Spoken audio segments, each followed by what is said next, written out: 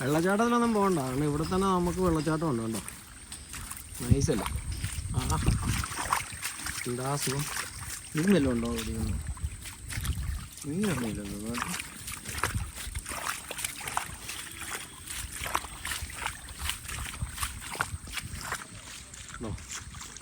ഇതാണ് നമ്മുടെ വീട്. ഇവിടാണ് ഈ തോട്ടം.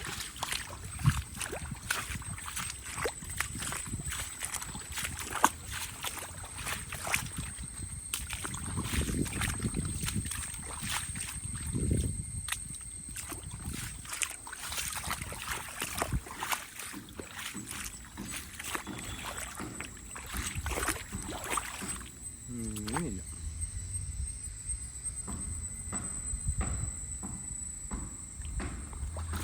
റബ്ബറും കുഴിക്കകത്ത് മൊത്തം വെള്ളമാണ്. ഇനിയിപ്പോൾ ഒരു 3-4 ദിവസം ഇങ്ങനെ കാണും. എൻ്റെ പാട കെട്ടി കിടക്കുന്നതാണ്. പാലാണ് ഇവിടെ.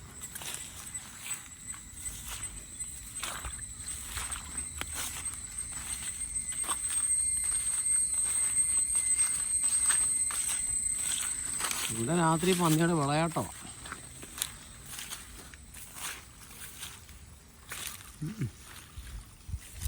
ഇതായിരുന്നു പഴയ തോട്.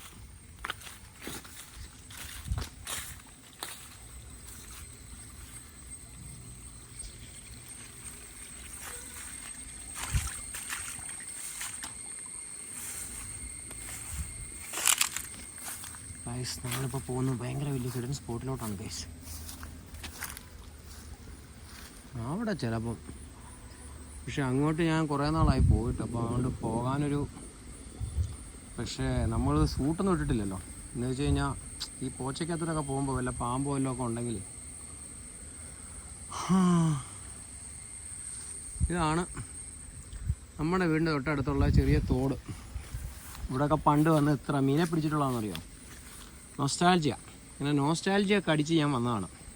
വല്യമ്മയുടെ വീട്ടിലെ പ്രാർത്ഥനയുടെ ചോറൊക്കെ കൊണ്ട് കഴിഞ്ഞപ്പോൾ നോസ്റ്റാൾജിയ പെട്ടെന്ന് ഓർമ്മ വന്നു.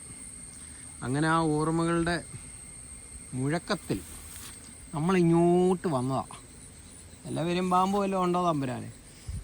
ഇങ്ങോട്ട് പോകാനൊരു പേടി. ഇത്രയും വലിയ പുല്ലൊക്കെ കണ്ടു കഴിഞ്ഞപ്പോഴത്തേക്ക് പേടിയല്ല, കമ്പൊന്നുമില്ല കയ്യിൽ. പത്തനംതിട്ടയുടെ സ്വകാര്യ അഹങ്കാരം എന്ന് പറയുന്നതാണ് കൈത്തോടുകളും പാറകളും മലകളും പിന്നെ ഒരുപാട് പച്ചപ്പ്. അത് പത്തനംതിട്ടയ്ക്ക് സ്വന്തമായിട്ടുള്ളൊരു സാധനം കേട്ടോ. പത്തനംതിട്ടയിൽ ഇഷ്ടംപോലെ സൈറ്റ് സീയിങ് ഏരിയാസ് ഉണ്ട്. ഒരു ശരിക്കും പറഞ്ഞാൽ നല്ല ടൂറിസം മേഖലയാണ്. അപ്പോൾ നമ്മുടെ ഏരിയയിൽ തന്നെ നോക്കുവാണെങ്കിൽ അഞ്ചുമലപ്പാറയുണ്ട്, ചുറ്റിപ്പാറയുണ്ട്, പിന്നെ കോന്നിയിലാണെങ്കിൽ അടവിയുണ്ട്, മണിയറ വെള്ളച്ചാട്ടമുണ്ട്, പിന്നെ നമ്മളവിടെ ഇരപ്പംപാറയുണ്ട്, പിന്നെ കോന്നിയിൽ വേറെ ഒരു വെള്ളച്ചാട്ടമുണ്ട്. അങ്ങനെ ഒരുപാട് വെള്ളച്ചാട്ടത്തിൻ്റെ കേന്ദ്രമാണ് കേട്ടോ. തിരുവനന്തപുരം മൊത്തം കാടും മലയായിരുന്നു. അത് മൊത്തം വെട്ടിയെടുത്ത് ജടായിപ്പാറയൊക്കെ വന്നു. എന്ന് പറഞ്ഞ പോലെ പത്തനംതിട്ട ശുദ്ധ മനുഷ്യരുടെ സ്വന്തം നാടാണ് കേട്ടോ.